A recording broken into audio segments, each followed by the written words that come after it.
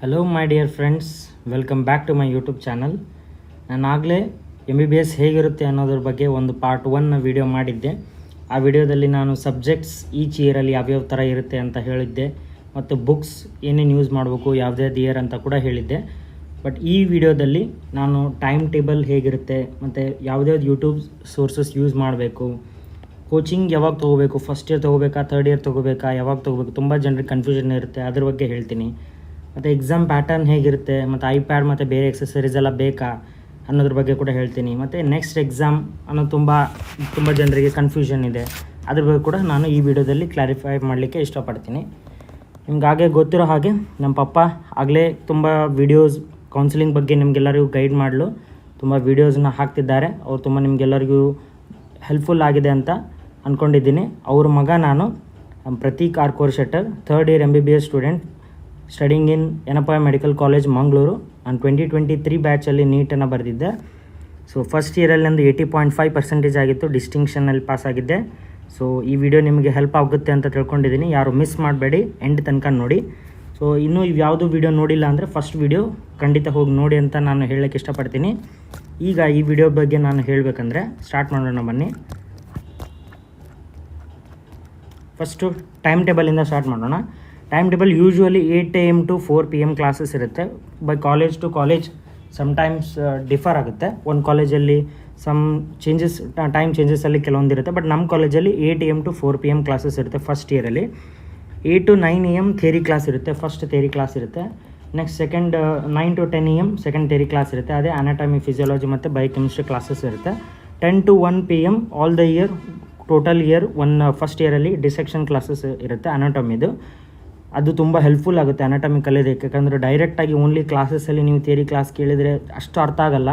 ಡೈರೆಕ್ಟಾಗಿ ಯಾವಾಗ ನೀವು ಬಾಡಿನ ನೀವೇ ಡಿಸೆಕ್ಟ್ ಮಾಡಿ ಓಪನ್ ಮಾಡಿ ನೋಡ್ತಿರಲ್ಲ, ಆವಾಗ ತಲೆಯಲ್ಲಿ ಅದು 3D ಪ್ರಿಂಟಿಂಗಾಗಿ ಉಳಿದ್ಬಿಡುತ್ತೆ. ಅದೇ ನಮಗೆ ಎಕ್ಸಾಮಲ್ಲಿ ಫೈನಲಿ ಹೆಲ್ಪ್ ಮಾಡೋದು. ಮತ್ತು ನೆಕ್ಸ್ಟ್ ನೋಡ್ತಾ ಹೋದರೆ 1 to 2 PM ಲಂಚ್ ಬ್ರೇಕ್ ಇರುತ್ತೆ.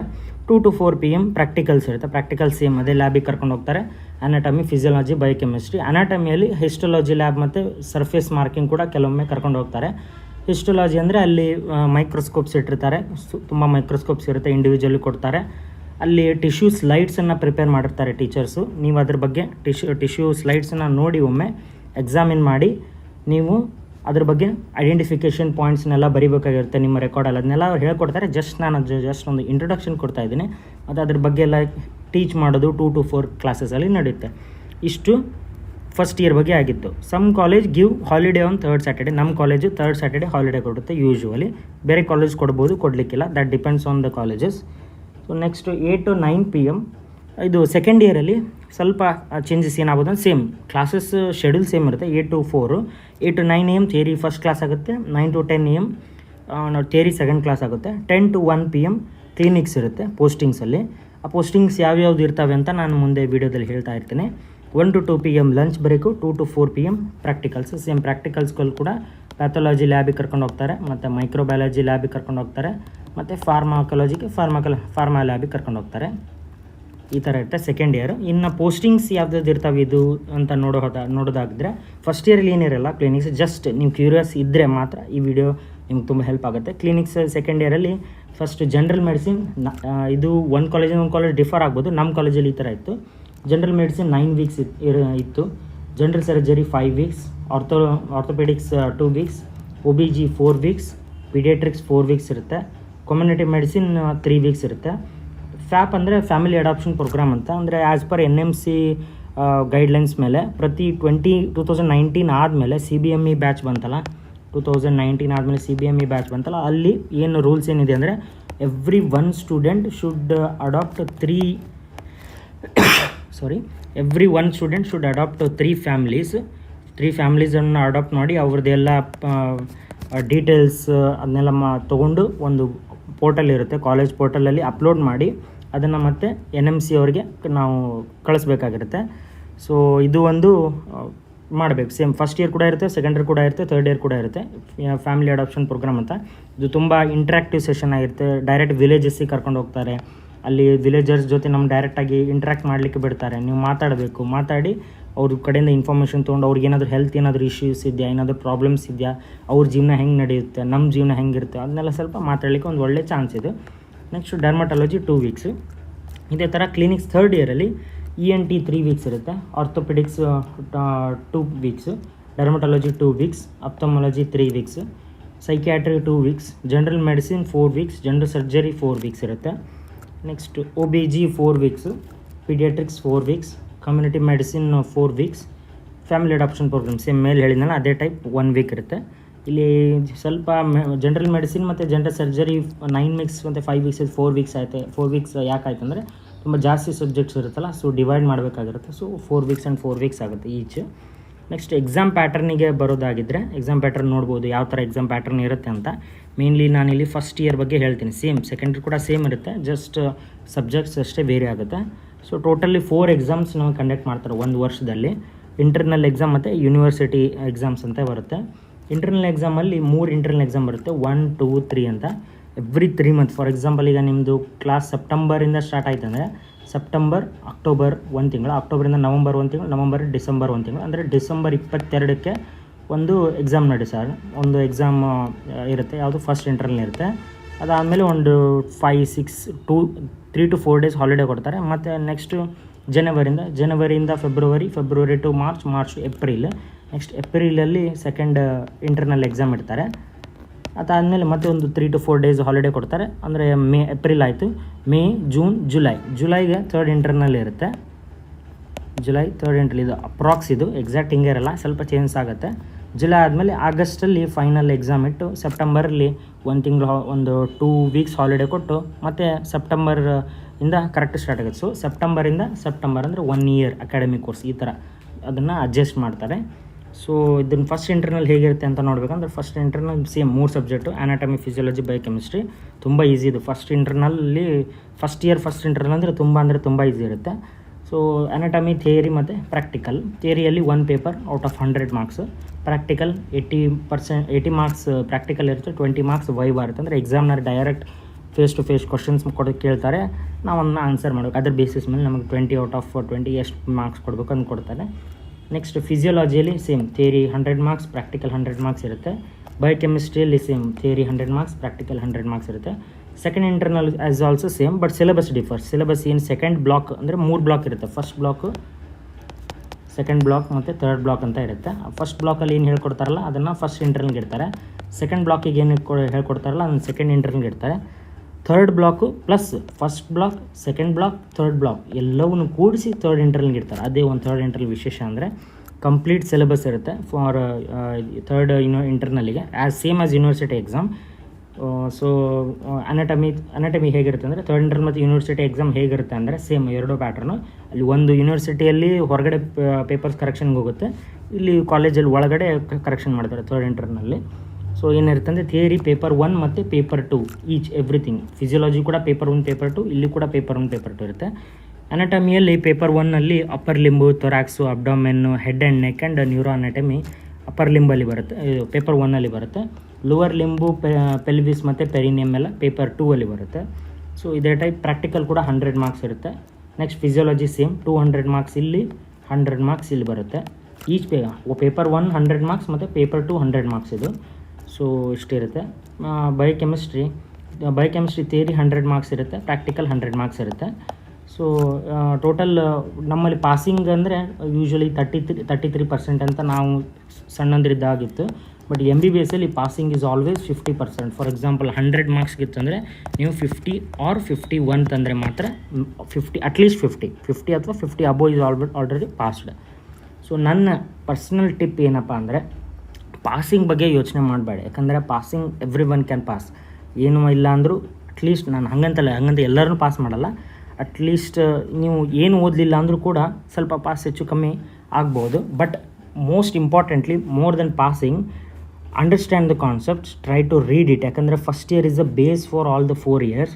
ಫಸ್ಟ್ ಇಯರ್ ನೀವು ಏನು ಓದಲಿಲ್ಲ ಅಂದರೆ ಲೈಕ್ ಫಸ್ಟ್ ಅದು ಒಂಥರ ಪ್ರಾಕ್ಟೀಸ್. ಅದು ಫಸ್ಟ್ ಇಯರಲ್ಲಿ ಓದಿಬಿಟ್ರೆ ಅದೇ ಒಂದು ಒಳ್ಳೇದು ಏನು ಮಾಡ್ತಿರಲ್ಲ ಅದೇ ಮುಂದೆ ಕಂಟಿನ್ಯೂಸ್ 4 ಇಯರ್ಸ್ಗೂ ಅದೇ ಕ್ಯಾರಿ ಆನ್ ಆಗುತ್ತೆ. ಸೊ ಫಸ್ಟ್ ಇಯರ್ಗೆ ಒಂದು ಒಳ್ಳೆ ರಿಸಲ್ಟ್ ಬಂದು ಒಳ್ಳೆಯ ಪ್ರೋತ್ಸಾಹ ಬಂದರೆ ಟೀಚರ್ಸಿಂದ ನಿಮಗೆ ಝೀಲ್ ಬರುತ್ತೆ, ಅದು ಮುಂದೆ ಓದಲಿಕ್ಕೂ ಕೂಡ. ಫಸ್ಟ್ ಇಯರಲ್ಲೇ ಡೌನ್ ಆಗಿಬಿಟ್ರೆ ಮತ್ತು ತುಂಬ ಕಷ್ಟ ಅದು.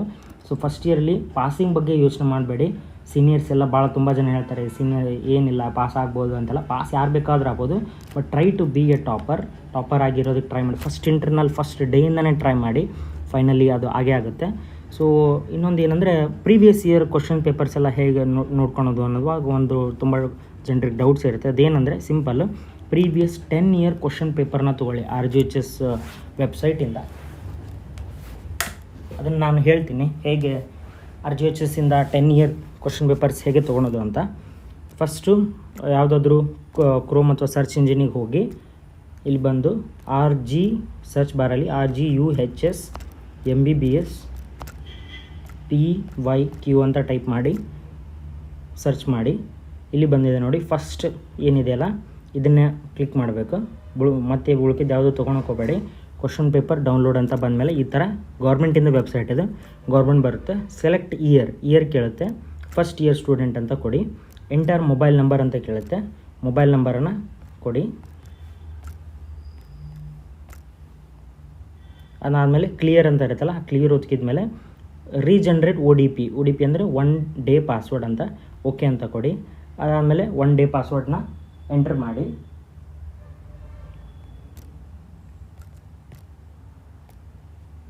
ಇಲ್ಲಿ ನೋಡಿ, ನೆಕ್ಸ್ಟ್ ಕ್ವಶನ್ ಪೇಪರ್ ಡೌನ್ಲೋಡಲ್ಲಿ ಫ್ಯಾಕಲ್ಟಿ ಅಂತ ಕೇಳ್ತಾರೆ. ಫ್ಯಾಕಲ್ಟಿ ಇಲ್ಲಿ ಮೆಡಿಕಲ್ ಅಂತ ಬರುತ್ತೆ, ಮೆಡಿಕಲ್ ಕೊಡಿ. ನೆಕ್ಸ್ಟ್ ಕೋರ್ಸ್ ಟೈಪಲ್ಲಿ UG ಅಂತ ಕೊಡಿ. ನೆಕ್ಸ್ಟ್ ಕೋರ್ಸಲ್ಲಿ MBBS year or sem A ಅಂತ ಕೊಡಿ. ಎಕ್ಸಾಮ್ ಆರ್ ಮಂತ್, ಇಲ್ಲಿ ನಾನು ಎಕ್ಸಾಂಪಲ್ಲಾಗಿ ನಾನು ಈ August 2024 ಅಂತ ತೊಗೊತಿದ್ದೀನಿ. ಹೀಗಿದೆ ನೋಡಿ, ಇಲ್ಲಿ ಈ ಥರ ಬರುತ್ತೆ. TP ಅಂದರೆ ಥಿಯರಿ ಪೇಪರ್ 1, TP2 ಅಂದರೆ ಥಿಯರಿ ಪೇಪರ್ 2 ಅಂತ. ಯಾವ ಸೆಷನ್ನಿಂದ ಬೇಕೋ ನೀವು ಆ ಸೆಷನ್ ಡೌನ್ಲೋಡ್ ಮಾಡ್ಬೋದು. ಇಲ್ಲಿ ನಾನು ಡೌನ್ಲೋಡ್ ಅಂತ ಪ್ರೆಸ್ ಮಾಡಿದ ಮೇಲೆ ಈ ಥರ ಬರುತ್ತೆ ನೋಡಿ, Rajiv Gandhi university of health sciences Karnataka. ಇದು university exam paper. Internal exam papers ಎಲ್ಲ ಅವ್ರವ್ರ ಕಾಲೇಜಿಂದ ಇಂಡಿವಿಜುವಲ್ ಆಗಿ ಮಾಡ್ತಿರ್ತಾರೆ. ಸೊ ಲಾಂಗ್ ಎಸ್ಸೇಸಲ್ಲಿ 10 ಮಾರ್ಕರಿಂದು 2 ಕ್ವಶನ್ಸ್ ಇದೆ. ಶಾರ್ಟ್ ಎಸ್ಸೇಸಲ್ಲಿ 5 ಮಾರ್ಕರ್ಸಿಂದು 8 ಕ್ವಶನ್ಸ್ ಇದೆ, ನೀವು ನೋಡ್ಬೋದು. 3 ಮಾರ್ಕರ್ಸಿಂದು 10 ಕ್ವಶನ್ಸ್ ಇದೆ. ಮತ್ತು ಮಲ್ಟಿಪಲ್ ಚಾಯ್ಸ್ ಕ್ವಶನ್ಸ್ 10 ಕ್ವಶನ್ಸ್ ಇರುತ್ತೆ. ಸೊ ಇದೇ ಟೈಪು ಅಲ್ಲಿ ಫೈನಲ್ ಎಕ್ಸಾಮಲ್ಲಿ ಕೂಡ ಈ ಟೈಪ್ ಬರುತ್ತೆ. ನೀವು ಇದನ್ನು ಒಂದು 4-5 ಪೇಪರ್ ನೋಡಿದಾಗ ನಿಮ್ಗೊಂದು ಐಡಿಯಾ ಬರುತ್ತೆ ಯಾವ ಥರ ಕೇಳ್ತಿದ್ದಾರೆ ಅಂತ. ಆಮೇಲೆ 50% ನನ್ನ ಒಂದು ಎಕ್ಸ್ಪೀರಿಯನ್ಸ್ ಪ್ರಕಾರ ಸೊ ಒಂದು 50% ಕ್ವಶನ್ಸ್ ರಿಪೀಟ್ ಆಗುತ್ತೆ. ಏನು ಇಲ್ಲ ಅಂದರೂ ಕೂಡ ಆರಾಮ್ಸೆ 50 to 60% ಕ್ವಶನ್ಸ್ ರಿಪೀಟ್ ಆಗುತ್ತೆ. ಸೊ ನೀವು ಪದೇ ಒಂದು 4 to 5 ಕ್ವಶನ್ PYQs ಸಾಲ್ವ್ ಮಾಡಿದಾಗ ನಿಮಗೊಂದು ಪ್ಯಾಟರ್ನ್ ಸಿಗುತ್ತೆ, ಯಾವ ಥರ ನಮಗೆ ಯೂನಿವರ್ಸಿಟಿ ಎಕ್ಸಾಮಲ್ಲಿ ಕೇಳ್ಬೋದು ಕ್ವಶನ್ ಅಂತ. ಆ ಬೇಸಿಸ್ ಮೇಲೆ ನೀವು ಈಸಿಯಾಗಿ ಎಕ್ಸಾಮ್ನ ಜಾಸ್ತಿ ಮಾರ್ಕ್ಸ್ ತೊಗೊಂಬರ್ಬೋದು. ಇಲ್ಲಪ್ಪ RGHSಲ್ಲಿ ನಿಮಗೆ ಅಷ್ಟು ಸ್ಯಾಟಿಸ್ಫ್ಯಾಕ್ಷನ್ ಆಗಲಿಲ್ಲ ಅಂದರೆ ಇನ್ನೊಂದು ಆಪ್ಷನ್ ಅಂದರೆ ಸಿಂಗಿ ಯತಿರಾಜ್ ಅಂತ ಬರುತ್ತೆ. ತುಂಬ ನಿಮಗೆ ಸೀನಿಯರ್ಸ್ ನೀವು ನಾಳೆ ಕಾಲೇಜ್ ಹೋದ್ಮೇಲೂ ಕೂಡ ಇದನ್ನೇ ಹೇಳ್ತಾರೆ, ಸಿಂಗಿ ಯತಿರಾಜ್ ತೊಗೊಂಬಿಡೋದ್ರೊಳಗೆಲ್ಲ ಕ್ವಶನ್ಸ್ ಇದೆ ಅಂತ. ಬಟ್ ಇಲ್ಲಿ ಒಂದು ಡಿಸ್ಅಡ್ವಾಂಟೇಜ್ ನನಗೇನು ಅನ್ನಿಸ್ತು ಅಂದರೆ ಓನ್ಲಿ ಕ್ವಶನ್ಸ್ ಅಷ್ಟೇ ಇದೆ, ಇದರಲ್ಲಿ ಓನ್ಲಿ ಕ್ವಶನ್ಸ್ ಅಷ್ಟೇ ಇದೆ, ಆನ್ಸರ್ಸ್ ಇಲ್ಲ. ಸೊ ಅದು ಸ್ವಲ್ಪ ತೊಂದರೆ ಆಗುತ್ತೆ. ಕ್ವಶನ್ಸ್ ವಿತ್ ಆನ್ಸರ್ಸ್ ಕೊಟ್ಟಿದ್ರೆ ಅದು ತುಂಬ ಚೆನ್ನಾಗಿರ್ತಿತ್ತು. ಅದು ನಿಮ್ಗೆ ಬೇಕಂದರೆ ಕೂಡ ತೊಗೋಬೋದು. ನೆಕ್ಸ್ಟ್ ನೋಡ್ತಾ ಹೋದರೆ ವಿಡಿಯೋದಲ್ಲಿ ನಾನು ನಿಮಗೆ ಯೂಟ್ಯೂಬ್ ಸೋರ್ಸಸ್ ಯಾವುದ್ಯಾವ್ದು ಯೂಸ್ ಮಾಡ್ಬೋದು ಅಂತ ತಿಳಿಸ್ಕೊಡ್ತೀನಿ. ಫಸ್ಟು ಅನಾಟಮಿ ಬಗ್ಗೆ ನೋಡೋಣ. ಜೋಹಾರಿ MBBS ಅಂತ ಬರುತ್ತೆ, ಅದನ್ನು ಕೂಡ ನೋಡ್ಬೋದು ನೀವು. ಅಲ್ಲಿ ತುಂಬ ಈಸಿಯಾಗಿ, ಅವರು ಕೂಡ ಒಬ್ಬರು MBBS student, 4th year MBBS student. ಅವರು MBBSಲ್ಲಿ ಅನಾಟಮಿ ವಿಡಿಯೋಸ್ ಎಲ್ಲ ತುಂಬ ಚೆನ್ನಾಗಿ ವಿತ್ ಆ್ಯನಿಮೇಷನ್ ಎಲ್ಲ ತುಂಬ ಚೆನ್ನಾಗಿ ಹೇಳ್ಕೊಡ್ತಾರೆ. ಆ್ಯನಿಮೇಷನ್ ಮಾಡೆಲ್ 3D ಮಾಡೆಲ್ ಎಲ್ಲ ತುಂಬ ಚೆನ್ನಾಗಿ ಬರುತ್ತೆ, ಅದನ್ನು ಕೂಡ ನೋಡ್ಬೋದು. ಮತ್ತು ಎಸೆನ್ಷಿಯಲ್ಸ್ ಆಫ್ ಮೆಡಿಕಲ್ ಸೈನ್ಸ್ ಅಂತ ಕೂಡ ಬರುತ್ತೆ, ಅದನ್ನು ಕೂಡ ನೋಡ್ಬೋದು. ಅವರು ಫುಲ್ ಕ್ಲಿಯರಾಗಿ ಎಕ್ಸ್ಪ್ಲೇನ್ ಎಲ್ಲ ಮಾಡ್ತಾರೆ. ದ ಚರ್ಸಿ ಆಫ್ ಮೆಡಿಕಲ್ ಲಿಟ್ರೇಚರ್ TCML ಅಂತ ಬರುತ್ತೆ, ಅದನ್ನು ಕೂಡ ನೋಡ್ಬೋದು. ಇದು ಥಿಯರಿಗಾಯಿತು. ಡಾಕ್ಟರ್ ಮಿಟಾಶ್ ಡಾವೆ ಅಂತ ಬರ್ತಾರೆ, ಪ್ರಾಕ್ಟಿಕಲ್ಲಿಗೆ ಮಾತ್ರ ಅದು ಓನ್ಲಿ ಲೈಕ್ ಬೋನ್ ಮಾರ್ಕಿಂಗ್ಸ್ ಏನು, ಬೋನ್ ಅಂದರೆ ಏನು, ಬೋನಲ್ಲಿ ಯಾವ್ಯಾವ ಥರ ಇರುತ್ತೆ ಅದರ ಬಗ್ಗೆ ಎಲ್ಲ ಕ್ಲೀನಾಗಿ ಎಕ್ಸ್ಪ್ಲನೇಷನ್ ಕೊಡೋದಕ್ಕೆ ಡಾಕ್ಟರ್ ಮಿಟೇಶ್ ಡಾವೆ ಅವ್ರದ್ದು ಲೆಕ್ಚರ್ಸ್ ನೋಡಿ ತುಂಬ ಚೆನ್ನಾಗಿದೆ. ಇನ್ನೊಂದು ಕೆನ್ ಹೆಬ್ ಅಂತ ಬರುತ್ತೆ, ಅದನ್ನು ಕೂಡ ನೋಡ್ಬೋದು. 3D ಆ್ಯನಿಮೇಟೆಡ್ ವೀಡಿಯೋಸು ಸ್ವಲ್ಪ ಈಸಿಯಾಗಿ ಅರ್ಥ ಆಗಬೇಕಂದ್ರೆ ಒಂದು ಟಾಪಿಕ್ ಓದಿದ ನಂತರ ಕೆನ್ ಹೆಬ್ಬನ್ನು ನೋಡಿದರೆ ನಿಮಗೆ ಸ್ವಲ್ಪ ಐಡಿಯಾ ಜಾಸ್ತಿ ಬರುತ್ತೆ ಆ ಟಾಪಿಕ್ ಮೇಲೆ. ನೆಕ್ಸ್ಟ್ ಫಿಸಿಯಾಲಜಿಯಲ್ಲಿ ನೋಡೋಕೆ ಹೋಗಿದ್ರೆ ಫಿಸಿಯಾಲಜಿಗೆ ಆ್ಯಕ್ಚುಲಿ ಯಾವುದು ವೀಡಿಯೋನೇ ಬೇಡ, ಯಾಕಂದರೆ ಅಷ್ಟು ಈಸಿ ಸಬ್ಜೆಕ್ಟ್ಸ್ ಅದು. ನೀವು ಝುವಾಲಜಿ ಎಲ್ಲ ಓದಿದ್ರಲ್ಲ ಸೆಕೆಂಡ್ ಇಯರಲ್ಲಿ, ಅಷ್ಟೇ ಈಸಿ ಅದು.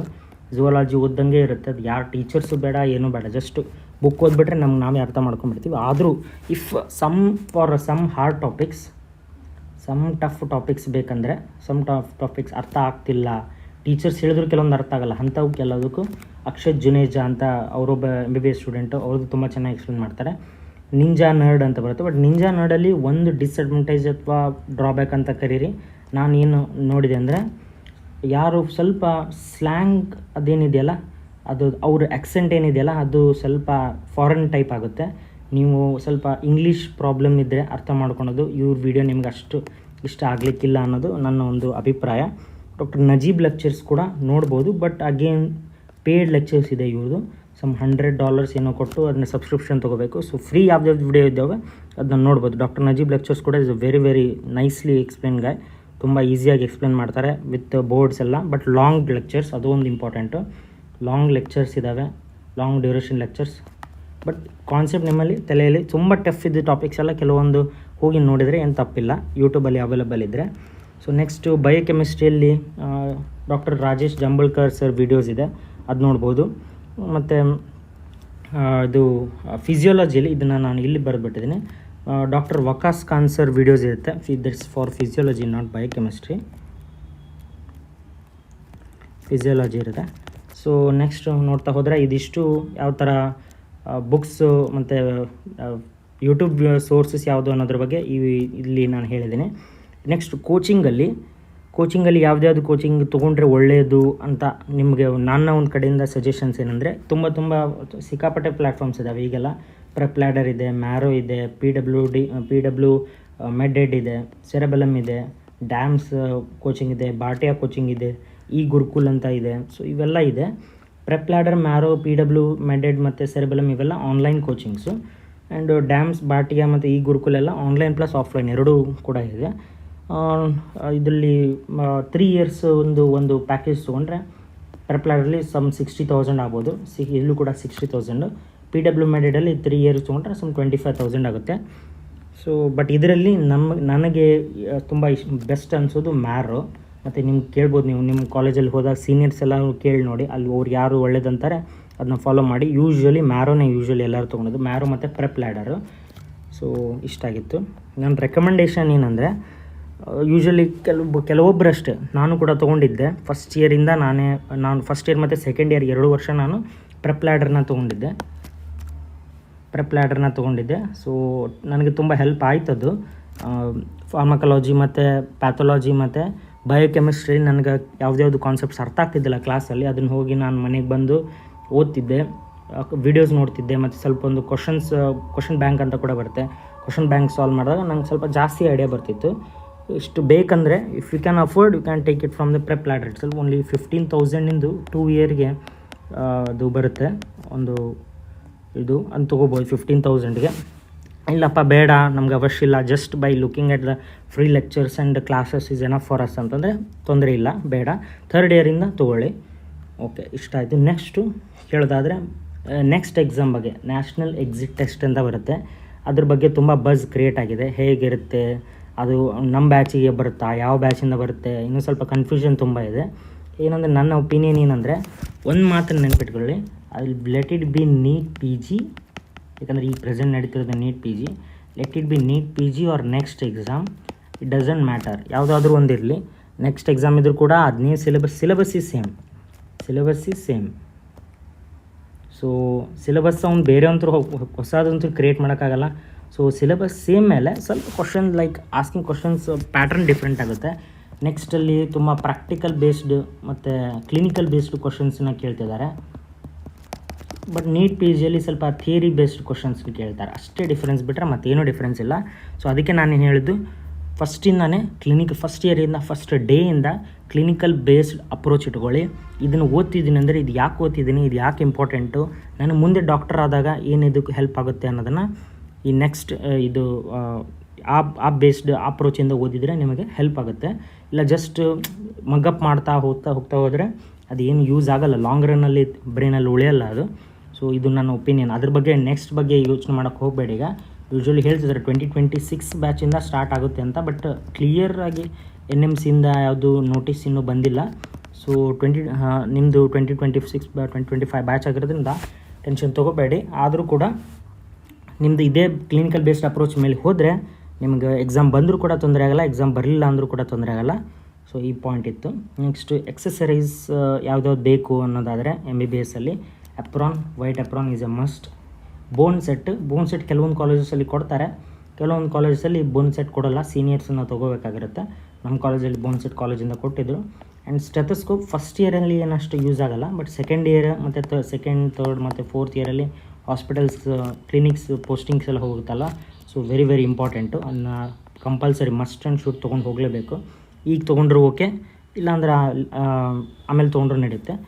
ಇದರಲ್ಲಿ ಲಿಟ್ಮ್ಯಾನ್ ಅಂತ ಕೂಡ ಬರುತ್ತೆ, ತುಂಬ ಸ್ವಲ್ಪ ಕಾಸ್ಟ್ಲಿ ಅದು, 10,000 5,000 ಹೀಗೆಲ್ಲ ಬರುತ್ತೆ. ಇನ್ನೊಂದು ಮೈಕ್ರೋಟೋನ್ ಕೂಡ ಬರುತ್ತೆ, 1,500 ಕೂಡ ಮೈಕ್ರೋಟೋನ್ ಬರುತ್ತೆ. ಮೈಕ್ರೋಟೋನ್ ಬೇಕಂದ್ರೆ ತೊಗೊಳ್ಳಿ, if you can afford 5,000 10,000 rupees Littmann ಕೂಡ ಸ್ವಲ್ಪ ತೊಗೋಬೋದು. Next a good phone to study ಮತ್ತು ಇಯರ್ಫೋನ್ ಸ್ಟಡಿ ಮಾಡಲಿಕ್ಕೆ. ಫಾರ್ಮಲ್ ಕ್ಲೋತ್ಸ್ ಬೇಕು. ಇಫ್ ಕಾಲೇಜ್ ಯೂನಿಫಾರ್ಮ್ ಇದೆ ಅಂದರೆ ಯೂನಿಫಾರ್ಮ್ ಹಾಕ್ಕೋಬೇಕಾಗುತ್ತೆ. ಕೆಲವೊಂದು ಕಾಲೇಜಸಲ್ಲಿ ಯೂನಿಫಾರ್ಮ್ ಇದೆ ಕರ್ನಾಟಕದಲ್ಲಿ, ಆ ಕಾಲೇಜಿಗೆ ಯೂನಿಫಾರ್ಮ್ ಹಾಕ್ಕೊಂಡು ಹೋಗಲೇಬೇಕು. ಬೇರೆ ಕಾಲೇಜಲ್ಲಿ ಯಾವುದಲ್ಲಿ ಇಲ್ಲ, ಅಲ್ಲಿ ಫಾರ್ಮಲ್ ಕ್ಲೋತ್ಸ್ ಅಲೌಡ್ ಇದೆ, ಫಾರ್ಮಲ್ ಕ್ಲೋತ್ಸ್ ಹಾಕ್ಕೊಂಡು ಹೋಗ್ಬೋದು. ನೆಕ್ಸ್ಟ್ ಐಪ್ಯಾಡ್ ಬಗ್ಗೆ ಕೇಳಿದರೆ ತುಂಬ ಜನಕ್ಕೆ ಡೌಟ್ಸ್ ಇರುತ್ತೆ. ಮೆಡಿಕಲ್ ಕಾಲೇಜಲ್ಲಿ ಐಪ್ಯಾಡ್ ಕಂಪಲ್ಸರಿನಾ, ಬೇಕೇ ಬೇಕಾ ಅಂತ. ಕಂಪಲ್ಸರಿ ಅಲ್ಲ, but I recommend taking on iPad is better option. Because MBBS ಬಂದಮೇಲೆ ನಾನು ಈಗಾಗಲೇ ಲಾಸ್ಟ್ ವೀಡಿಯೋದಲ್ಲಿ ಹೇಳಿದ್ದೆ, ತುಂಬ ಬುಕ್ಸ್ ತುಂಬ ಬರುತ್ತೆ, ಎಲ್ಲ ಬುಕ್ಸನ್ನು ತೊಗೊಂಡು ಹೋಗೋಕ್ಕಾಗಲ್ಲ ಕಾಲೇಜಿಗೆ. ಬಟ್ ಒಂದು ಐಪ್ಯಾಡ್ ಇದ್ದರೆ, some 9th generation 10th generation iPad ಇದ್ದರೆ ಅದರಲ್ಲಿ PDF ಡೌನ್ಲೋಡ್ ಮಾಡಿ ಇಟ್ಕೋಬೋದು, ನಮ್ಗೆ ಯಾವಾಗ ಬೇಕು ಅವಾಗ ಓದ್ಬೋದು. ಬಟ್ ನಾನೀಗ ಯೂಸ್ ಮಾಡ್ತಿರೋದು, ಈಗೇನು ವೀಡಿಯೋ ಮಾಡ್ತಿದ್ದೀನಲ್ಲ, ನಾನು MBBS ಯೂಸ್ ಮಾಡಿದ್ದು 9th generation iPad.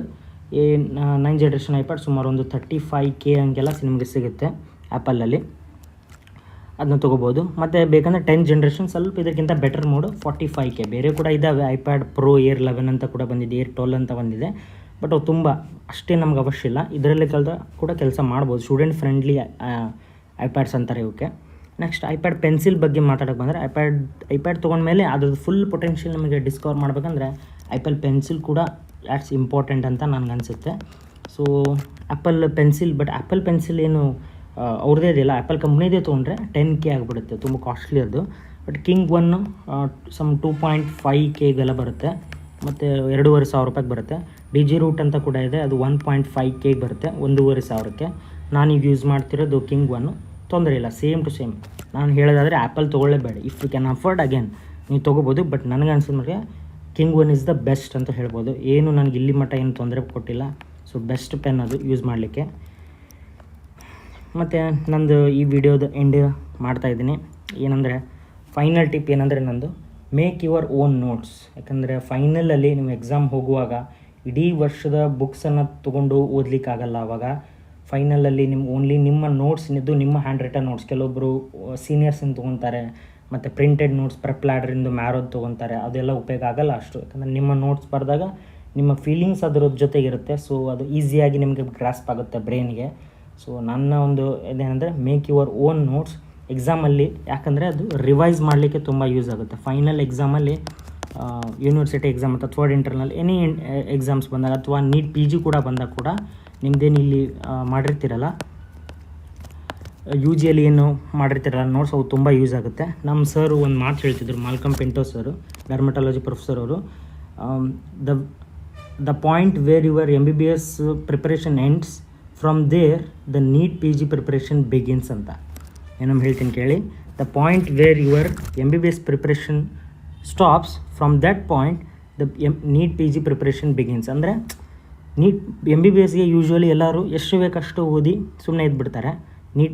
Neat PG ಅಂತ ಡೀಪ್ ಕಾನ್ಸೆಪ್ಟ್ಸ್ಗೆ ಡೈವ್ ಆಗಲ್ಲ, ಅಲ್ಲೇ ಪ್ರಾಬ್ಲಮ್ ಆಗೋದು. ಮತ್ತೆ 1 ವರ್ಷ ಡ್ರಾಪ್ ತೊಗೊಂಡು ಎಲ್ಲ ನೀಟ್ PG ಮಾಡಬೇಕಾಗತ್ತೆ.